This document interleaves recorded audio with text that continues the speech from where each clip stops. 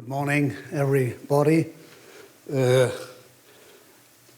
Mr. Schumann, you just showed the relationship between Germany and France after the Second World War, and more since 1870, that we have fought three big wars. And looking at that, it's really astonishing that we have such a good relationship today between France and Germany on the state level. When I was a student, when I was a scholar, I had a teacher, and it's 60 years ago, who told us that he was hating the Frenchman more than the Englishman. And we asked him, he was teaching English and French. Herr Wolf, Mr. Wolf, you can't say such things. Oh yes. Why? Because the language of the enemy must you not only know, but you must know it very well. And this was only 60 years ago. That means this teacher was familiarized by the social developments, by the First World War, and so on. If I would say to my students such jokes, they would say, oh, my God, let him through. But that shows that we have changed dramatically the relationship between the two societies. My grandma, at the beginning of the 1910s, must sing every morning in the school, they should not have the German Rhine. And in France, you could hear the opposite. They must sing, you should not have the French Rhine. This is not possible today any longer. And as we have seen, the good cooperation between Germany and France on the state level, I have decided to show you how the relationship has intensified on the level of civil societies, and I by myself was astonished how much and how deep the relationship between parts of civil societies are meanwhile. Of course, if you look at the organized cooperation on state level, you will see the very known institutions like the Élysée Treaty, the German Franco-Security Council, the Franco-German Economic Council, and since 2004, we have the Franco-German Ministerial Councils, we have the Franco-German Cooperation, Deutscher Bundestag and Assemblée Nationale, and we have regional partnerships, my land, North Rhine-Westphalia, for instance, with Nord-Pas-de-Calais, from 1st of January after the reform in France. It's also with the Picardy, and so on and so on. And that is why I show you here from last week the Ministerial Council in Metz, where you can see the German delegation was in Metz with more than 15 ministers, and the French too. So that you can see we have enormous bilateral interparliamentary cooperation. I can't tell it you all. You can read it a bit if you like, because this is not my topic, but I want to show it to you. Joint meeting of the Bundestag and the French Assemblée Nationale, at the joint sessions of the Foreign Affairs Committees, annual parliamentarians colloquiums, Berlin and Paris, a regular exchange of the views between the political parties, and so on and so forth, annual meetings of the parliamentary speakers,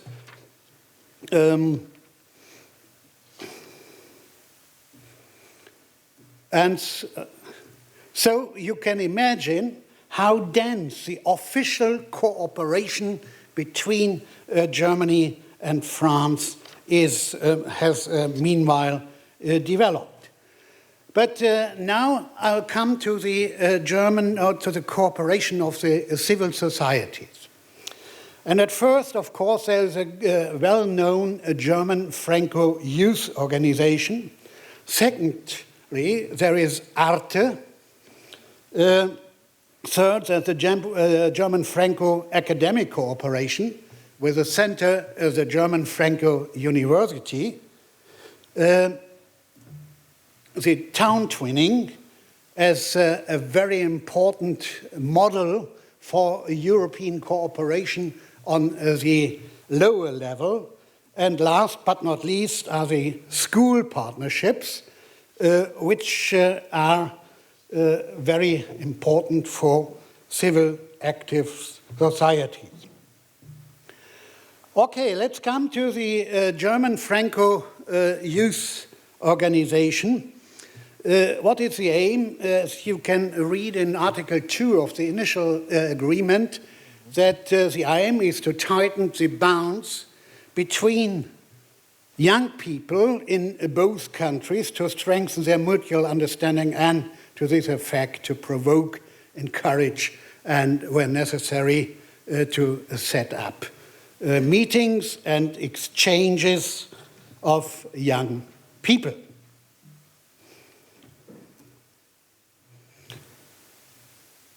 Again, only for more details to convey the culture of the partner promoting intercultural learning to assist in the professional qualifications. What are the tasks of the German Force Youth Organization? Of course, exchange is a central task, and that you get an impression how important this exchange is. Some figures here. The Franco Youth Office remains the key player in youth exchange with some more 200,000 people participating each year.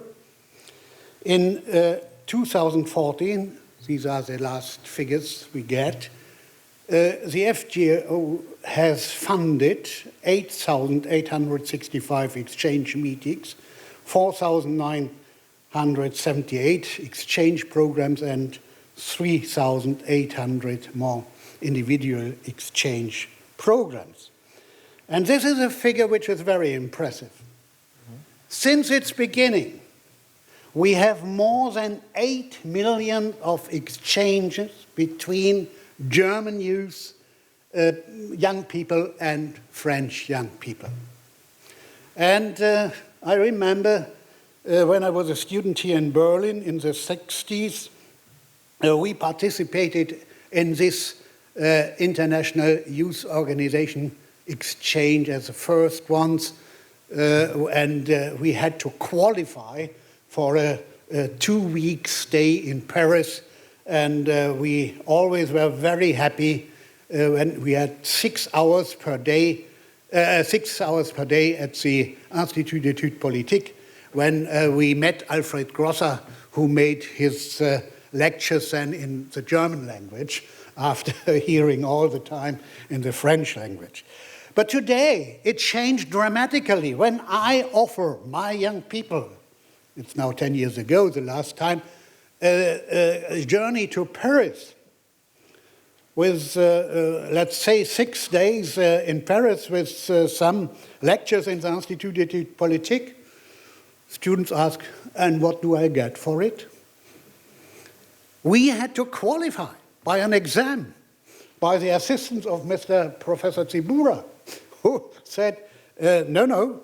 And then there was a list for those who came later, and so on. This has changed dramatically, but today, and this is very important, these are exchanges, more than 8 million exchanges, and that means this is exchange of culture. Now it aims at new challenges, maintain and strengthen the specific German-French cooperation within the European context, reinforce the participation of young people within various exchange programs, upgrade the Franco-German Youth Office programs in order to aim at the specific target groups, enhance the already existing programs, and deepen the reflection on Franco-German exchange program. And I was wondering when I made my preparation at whom addresses this FGYO. It's young people from the age of 3 to 30. That means the wonderful German word Kindergarten is already mentioned, that kindergartners apprentice young unemployed persons, employees, students or pupils. And it takes current issues which concern young people in both countries and adapt its office to the everyday life and needs of young people. It's a unique laboratory for transnational projects and European cooperation.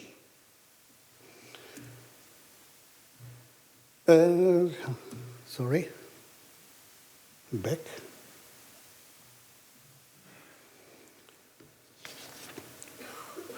Okay, let's come to the next one, which is an institution between the German-Franco cooperation. It's ARTE.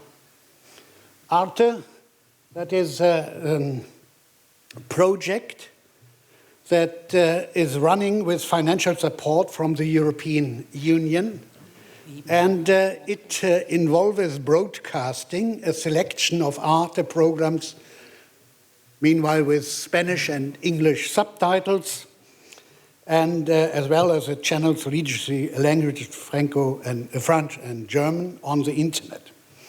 And since 1991, Arte has broadcast the same programs at the same time in 2 language versions in France and in Germany.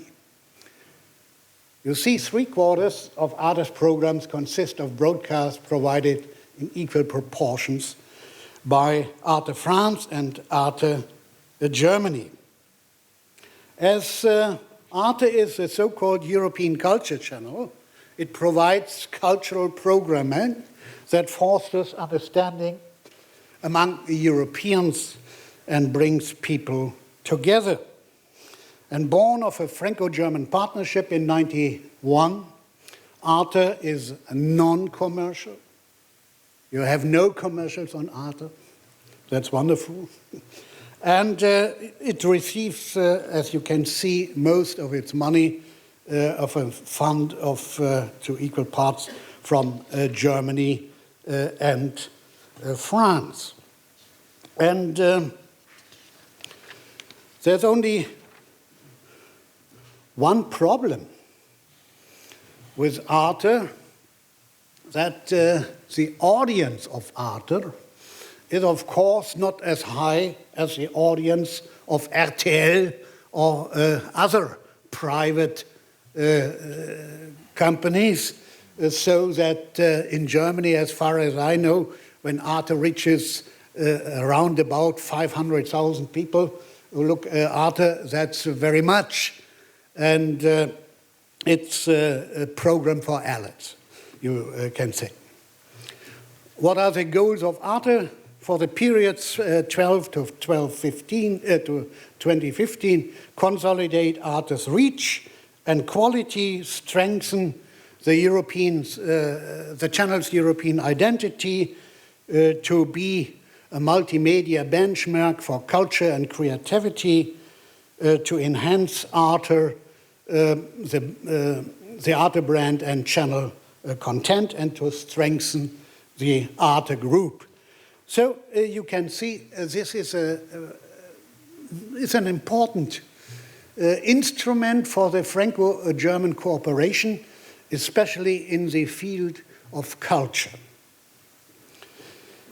A third societal instrument is the academic cooperation.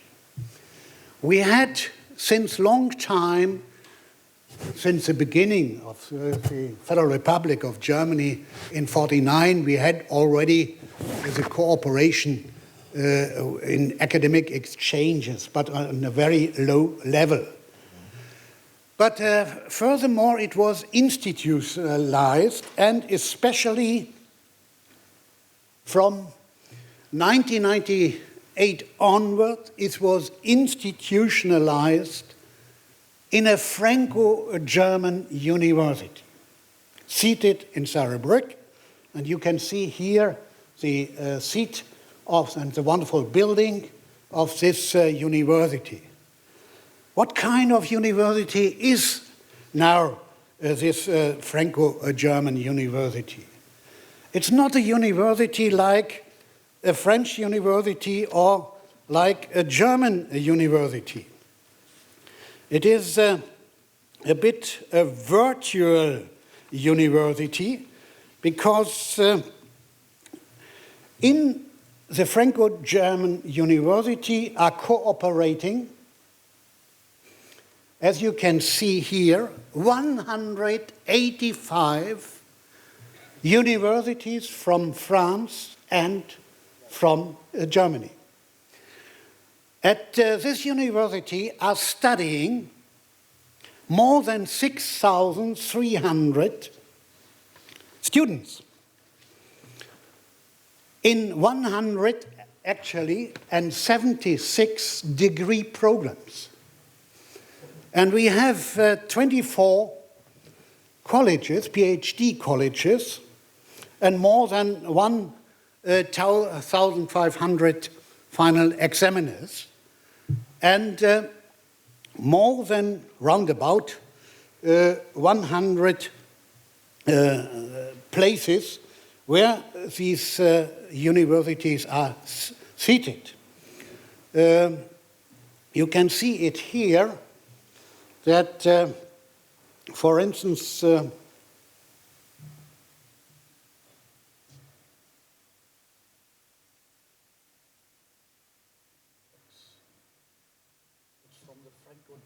University.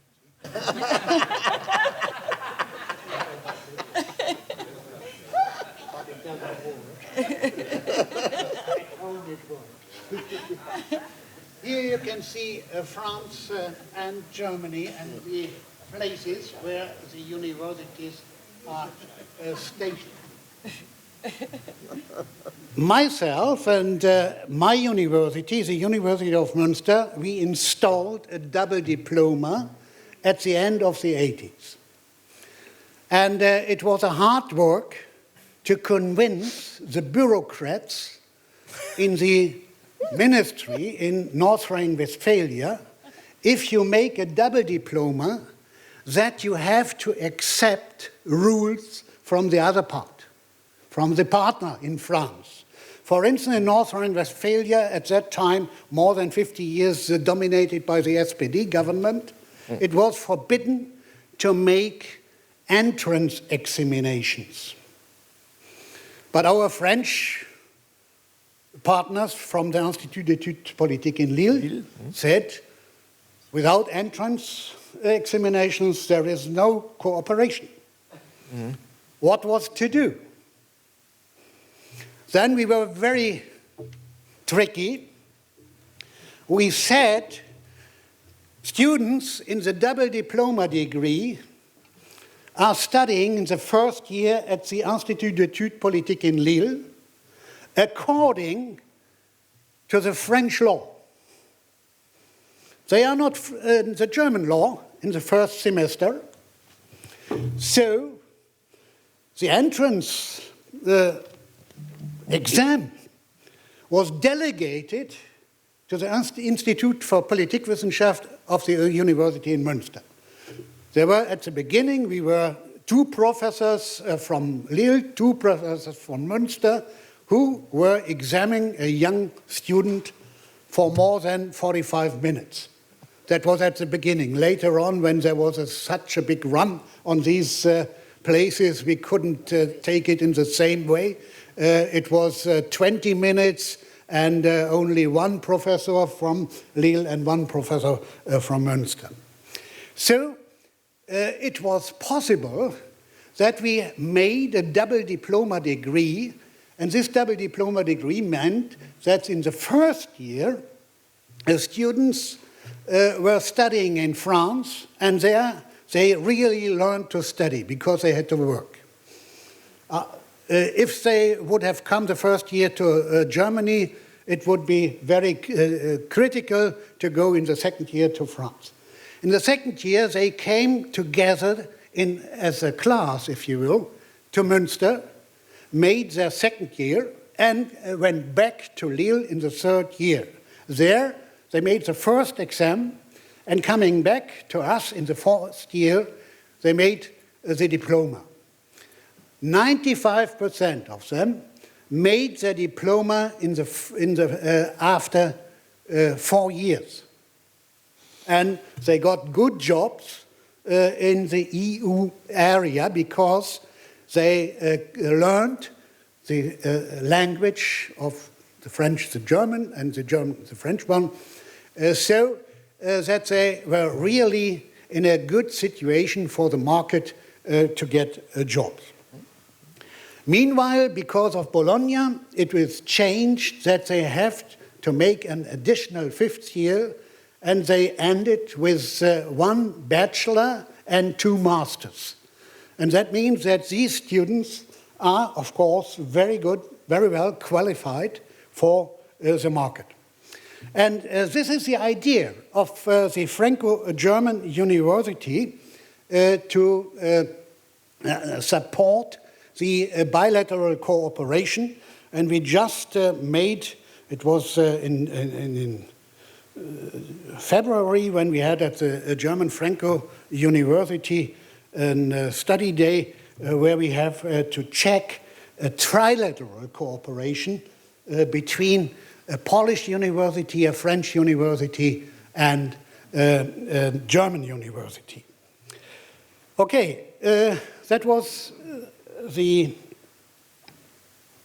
German Franco University. The oldest cooperation of civil society is in the town twinning.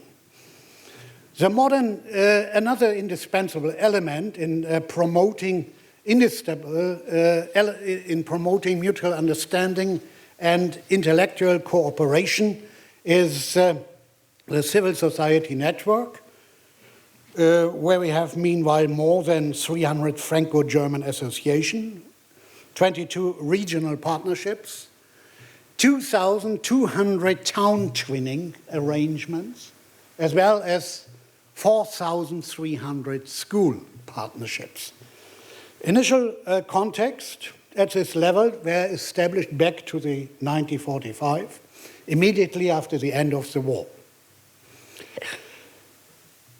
Twin towns or sister cities are a form of legal or social agreement between town cities, counties, oblasts, prefectures, provinces, regions, states, and even countries in geographically and politically distinct areas to promote cultural and commercial ties. The modern concept of town twinning conceived after the Second World War in 1947 and was intended to foster friendship and understanding between different cultures. Nowadays, town twinning has increasingly been used from a strategic international business links between member cities. Here you can see the foundation of twinning agreements of Germany, and you can see that, perhaps it works now. French-German product.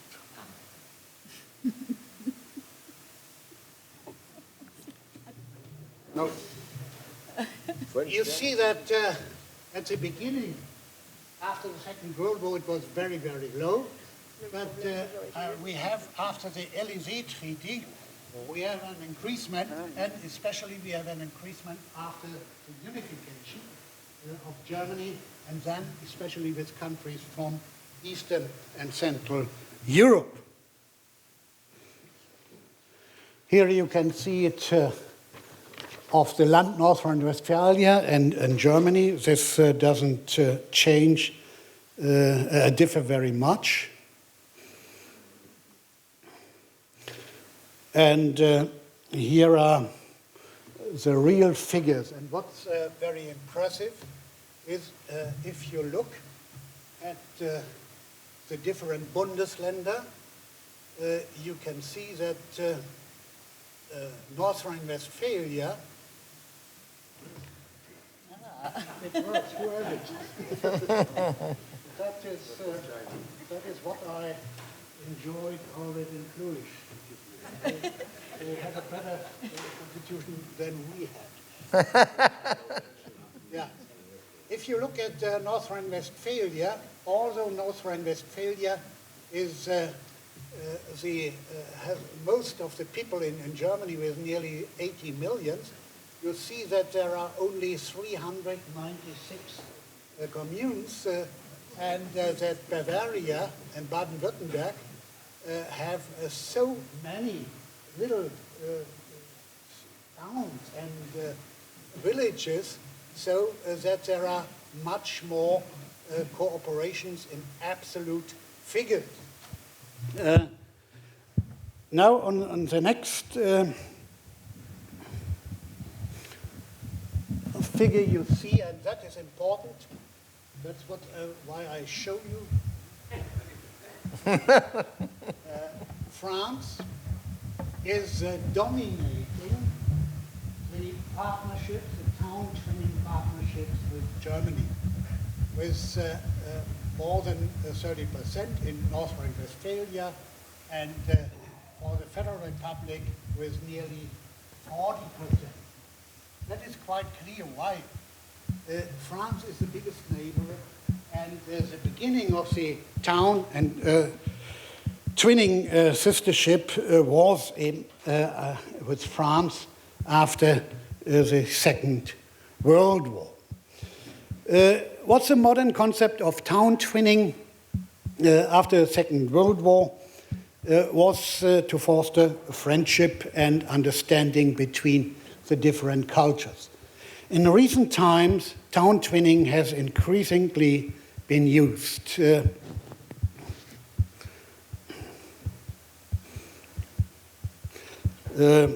Okay, let's come to the last one, that is the school partnerships. Concerning young people, we have more than 4,300 school partnerships.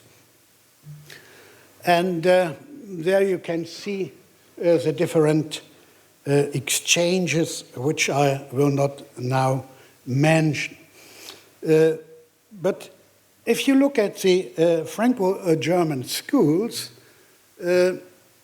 we have special schools, and if you look, for instance, in France, the Lycée Franco-Allemand de Buc near Versailles, I mentioned it because every year, when we had our examinations, our entrance examinations, we had at least 5 applicants from Buc, because it was that the parents of these students were in the Franco-German relationship. That means that one of the parents was German or French, and that was a support for our program.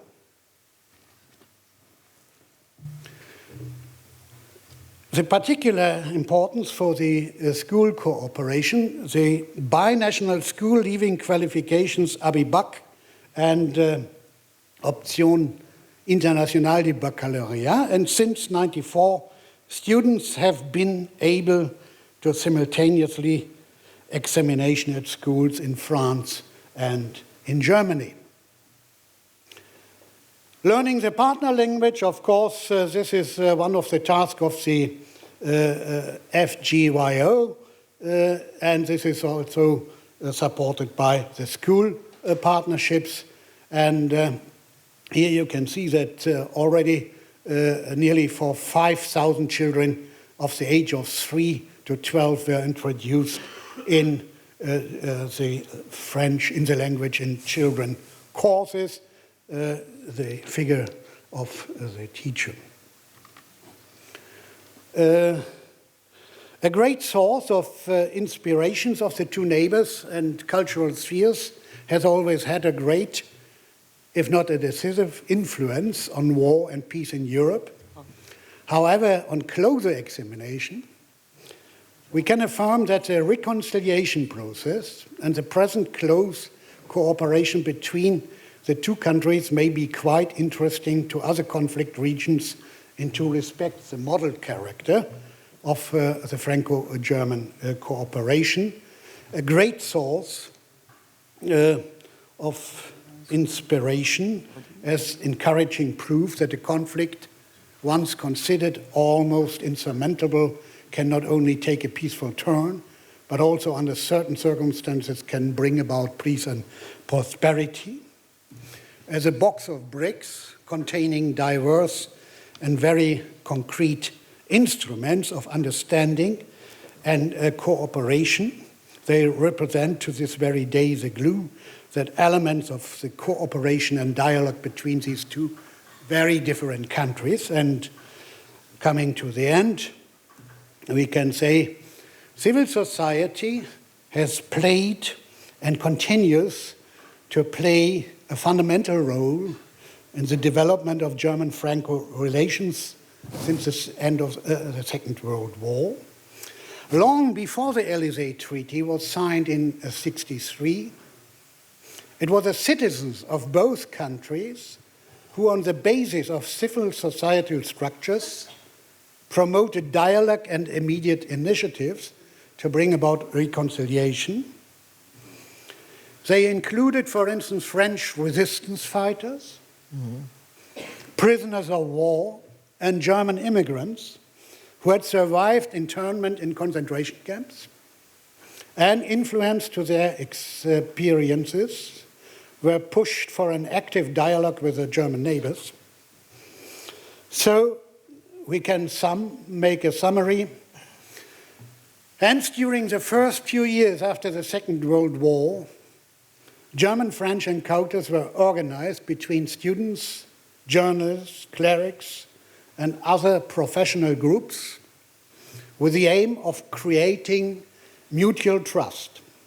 Town partnerships between Germany and France were created as early as the 15th, allowing regular direct contacts between their citizens.